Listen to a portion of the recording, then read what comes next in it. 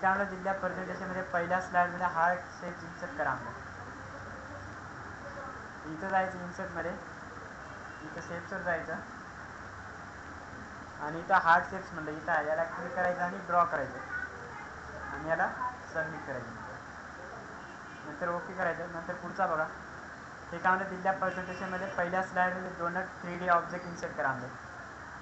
आता बघा याच्यामध्ये इथं जायचं इन्सर्टमध्ये, शेप्समध्ये जायचं आणि याच्यामध्ये डोनट बघायचं. याच्यात काय इथं आहे, याला क्लिक करायचं आणि ड्रॉ करायचं.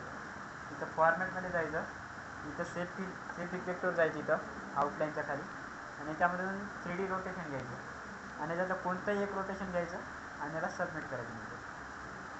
नंतर पुढचा क्वेश्चन बघा, हे काढलं दिलेल्या प्रेझेंटेशनमध्ये स्लाइडमध्ये कॅन घ्या म्हणजे 3D ऑब्जेक्ट इन्सर्ट करा. म्हणजे एक कॅन घ्यायचं, इन्सर्टमध्ये जायचं, स्टेप्सवर जायचं, त्याच्यात एक कॅन आहे इथं, हे घ्यायचं कॅन आणि याला ड्रॉ करायचं.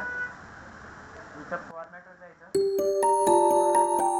इथं याला 3D घ्यायचं, कोणत्याही घ्यायच्यामधलं. नंतर याला सबमिट. नंतर पुढचा बघा, हे काय दिलेल्या प्रेझेंटेशनमध्ये पहिल्या स्लाइडमध्ये लाईन विथ ॲरो म्हणलं, त्याच्यामध्ये इथं इन्सर्टवर जायचं, इथं शेप्सवर जायचं, त्याच्यामध्ये लाईन विथ ॲरो बघायचं. कोणता आहे हे आहे का, हे लाईन आहे, याला हे ॲरो आहे का, लाईन विथ ॲरो हे आहे का, हे आहे. मग याच्यामधलं हे आहे का, हे आहे बरोबर आहे. लाईन विथ ॲरो म्हणलं, याला ॲरो आहे का याच्या खाली, हे आहे, याला सबमिट करा. आला. नंतर पुढचा बघा, एक क्यूबचं घ्यायचं आणि त्याला 3D ऑब्जेक्ट द्यायचं. कोणते हे हे काय म्हणलं, लाईन स्टार्ट विथ ॲरो. आता जी ॲरो घेतला आहे तेच घ्यायचं आहे. स्टार्ट म्हणजे वरून खाली बाण असलं.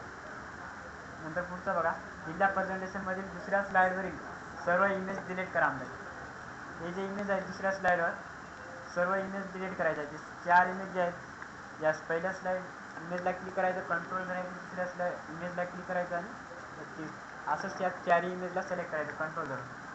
नंतर कीबोर्डवरून डिलीट करायचं याला आणि याला सबमिट करायचं.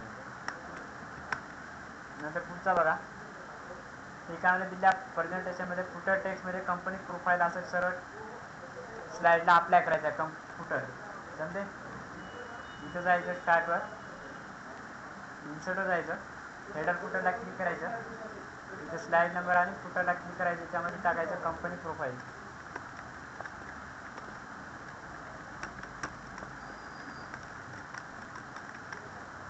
आणि याला काय करायचं, अप्लाय टू ऑल. नंतर याला सबमिट. आला. पुढचा क्वेश्चन बघा, हे काय आलं, फुटर टेक्स्टमध्ये नॅचरल टेक्स्ट टाईप करा आणि सरळ टेक्स्टला अप्लाय करायचं, अप्लाय टू ऑल करायचं, नॅचरल टेक्स्ट टाईप. हे काय आलं, दिलेल्या प्रेझेंटेशनमध्ये 3 अतिरिक्त स्लाइड ॲड करा आणि पहिल्या स्लाइडमध्ये स्माइल फेस इफेक्ट अप्लाय करा. नंतर काय करायचं, कॉपी पेस्टचा उपयोग करून इतर सर्व स्लाइडला अप्लाय करायचं आणि नंतर स्लाइड शॉर्ट व्ह्यूमध्ये बदलायचं.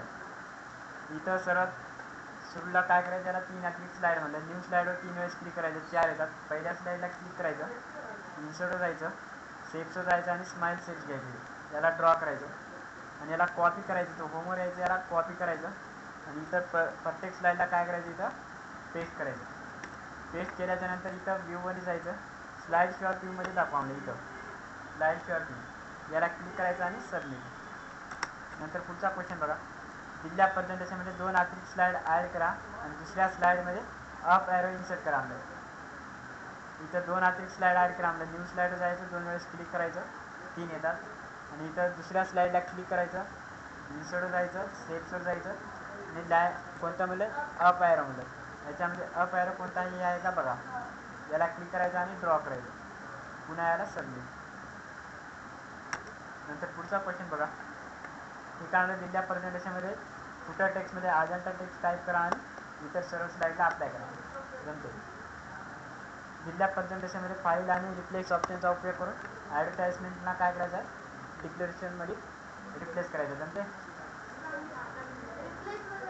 रिप्लेस करायचं आहे. जमना, इथं जायचं आहे, रिप्लेसमध्ये क्लिक करायचं, इथं वर्ड ॲडव्हर्टाइजमेंट टाकायचं.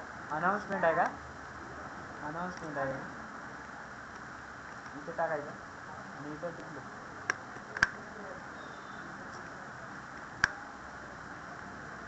आणि याला रिप्लेस ऑल करायची. इथं ओके करायचं, क्लोज करायचं, सबमिट करायचं. आलं नंतर पुढचा क्वेश्चन आहे. हे काय म्हणतात, तिसऱ्या परिच्छेदाची पेज अप्पर केस करायचा. ते करंट स्लाइडमध्ये पेज नंबर ॲड करा.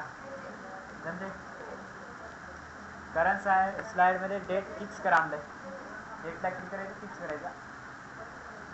हे काय म्हणतात, दिल्या पद्धतीने सर्वात शेवटी एक ब्लँक स्लाइड ॲड करा आणि स्लाइडमध्ये टेक्स्ट बॉक्स इन्सर्ट करा. डॉक्युमेंट टेक्स्ट लिहा आणि फॉन्ट साईज 24 करा, 48 करा. जमते.